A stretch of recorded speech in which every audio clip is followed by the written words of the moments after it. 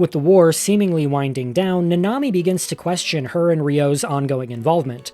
In her eyes, the worst is over now that Luca is gone, yet the conflict still threatens their lives.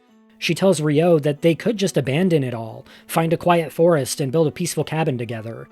Here, the game gives players a dialogue choice. Much like in the first game, dialogue options are everywhere throughout Suikoden II's story, and normally these choices don't change much of anything. But also like in the first game, there are a small handful of instances where these choices will matter. And this is perhaps the biggest example of that. You may decide to agree with Nanami's decision to run away, perhaps assuming that the game won't actually let you go through with it. But it does.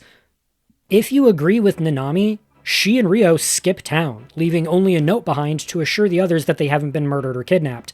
And this single dialogue choice triggers an entire alternate story branch where, instead of experiencing the intended events within this town, the two siblings flee across several towns and scale a mountain while fending off endless hordes of undead. Far from a carefree escape, their decision exposes them to the harsh consequences of shirking responsibility.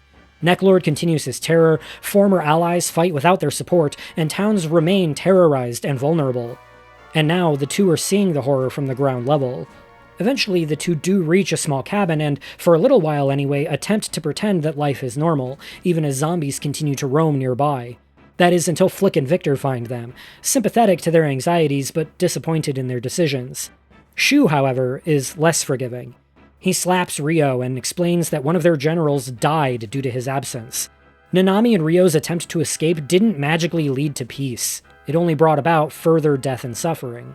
And while you're intended to return to the main story at this point, players can instead choose to continue fleeing responsibility, instantly triggering the game's bad ending.